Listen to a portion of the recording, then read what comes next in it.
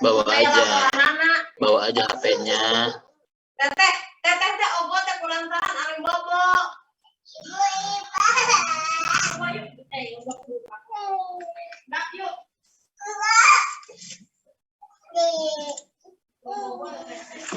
Baik. Di sini kita akan sama-sama mengkaji teman-teman semuanya. Ini beberapa hal terkait dengan penelitian tindakan kelas. Nah, mengapa kita harus melakukan sebuah riset yang disebut dengan penelitian tindakan kelas? Nah, yang pertama alasannya itu adalah peran peneliti dalam upaya perbaikan pendidikan. Nah, salah satu bentuk daripada penelitian tindakan kelas adalah untuk memperbaiki proses pembelajaran. Artinya, ketika seorang yang mempunyai masalah pada proses pembelajaran, maka dia akan memperbaiki proses tersebut. Nah, proses tersebut itu bisa dilaksanakan dengan yang namanya penelitian tindakan kelas. Ya, jadi proses tersebut itu dapat dilakukan dengan melakukan penelitian tindakan kelas. Jadi penelitian tindakan kelas itu memang dikhususkan untuk penelitian yang berkaitan dengan perbaikan pembelajaran kelas. Sekali lagi, penelitian tindakan kelas memang dilakukan untuk sebuah penelitian dalam rangka memperbaiki proses pembelajaran.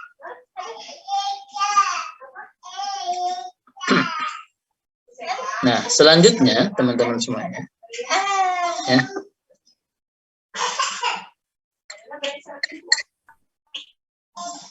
Guru bukan objek pembaharuan, tetapi turut bertanggung jawab dalam mengembangkan keterampilan pembelajaran.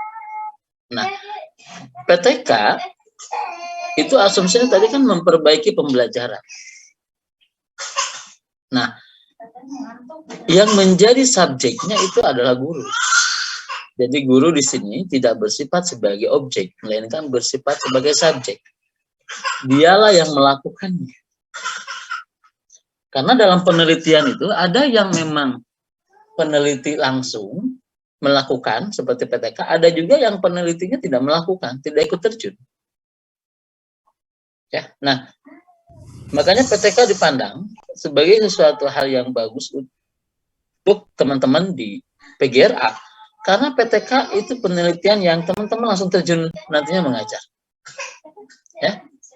Teman-teman langsung berinteraksi dengan anak. Ya. Teman-teman langsung berkolaborasi dengan guru-guru. Inilah yang disebut bahwasanya bukan objek tetapi guru sebagai subjek yang akan mengembangkan. Ya, yang akan memperbaiki proses pembelajaran tersebut. Nah, yang ketiga, penelitian pendidikan pada umumnya dilakukan oleh pakar peneliti sehingga permasalahan kurang dihitung.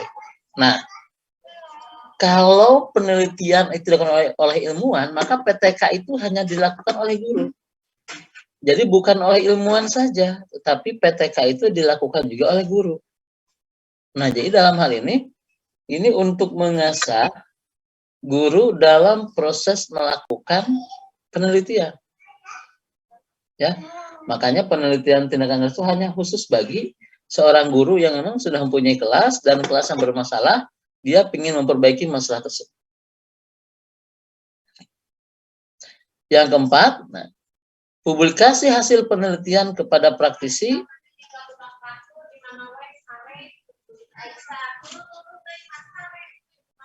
memakan waktu yang sangat panjang.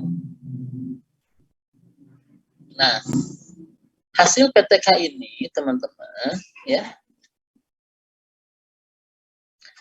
bisa jadi publikasinya lebih sempurna, bisa jadi publikasinya lebih simpel, lebih ringan dibandingkan dengan penelitian yang lain.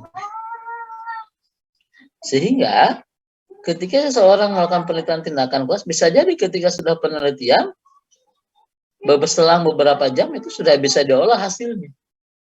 Sudah dapat diketahui apakah masalahnya telah terselesaikan atau belum. Ya. Nah, selanjutnya teman-teman, landasannya pun juga adalah yang menjadi rasionalisasinya kenapa harus PTK?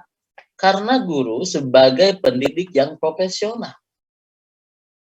Ya. Di dalam proses PTK itu ada proses merencanakan, ada proses melaksanakan, ada proses Recording in observasi, progress. dan ada proses refleksi.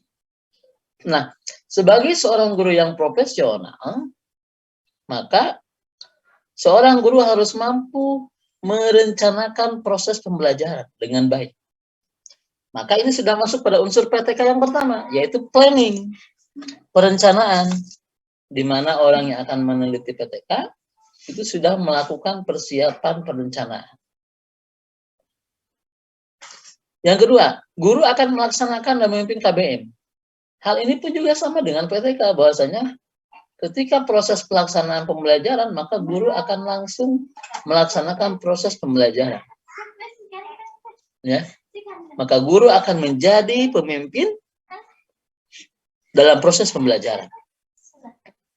Yang ketiga, menilai kemajuan KBM. Nah, menilai kemajuan KBM adalah dalam rangka mengobservasi sejauh mana perkembangan kemampuan anak. Ya.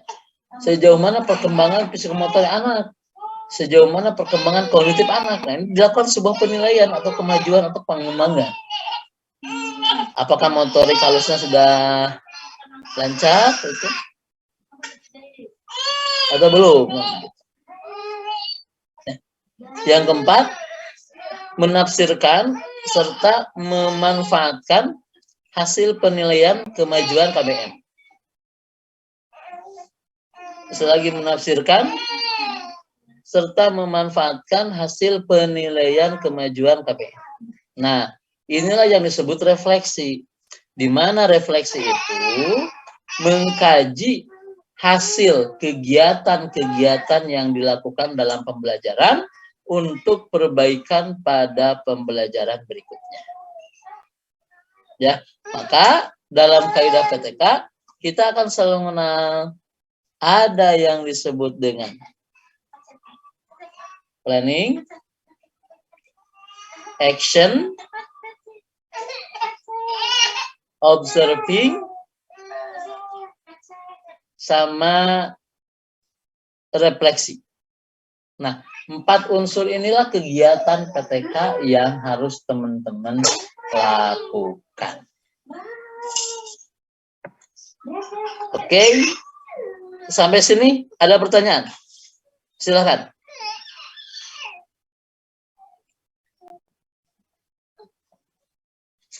Mangga.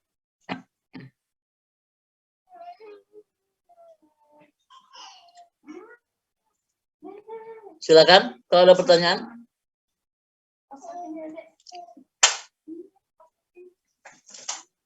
Mangga, sok.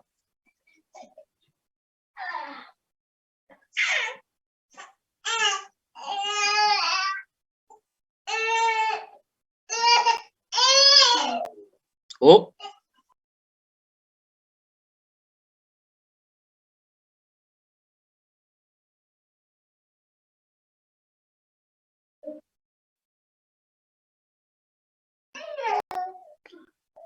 Oke, silakan.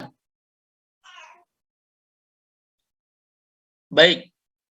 Kalau tidak ada pertanyaan, saya akan beralih kegiatan ke asinkronus ya. Kegiatan asinkronus adalah kegiatan di mana teman-teman mengerjakan tugas. Tugasnya dikumpulkan jam 18.00. Kumpulkan di Kosma, file, nama, dan name, nanti kirim ke email saya. Pas jam 18.00 maksimal dikirim ke email saya. Setelah dikumpulkan di ketua kelas. Tugasnya adalah silahkan tulis, ini langsung dikerjakan sekarang ya.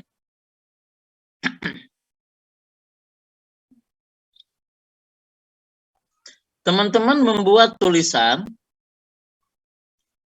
terkait jenis atau model-model penelitian tindakan kelas. Jangan lupa cantumkan referensinya. Teman-teman sekarang nulis, cari informasi tentang jenis atau model-model penelitian tindakan kelas. Ada waktu 1,5 jam ya. Referensinya tolong dicantumkan. Paham?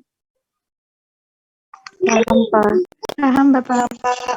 Ya, maksimal jam 6 malam ya, maksimal. Karena jam 8 takut ada yang sedang tarawih ya, nanti mengganggu. Oke ya. Siap. Silakan bisa dimulai dari sekarang. Selamat mengerjakan. Baik, Pak. Baik, Bapak. Baik, Pak.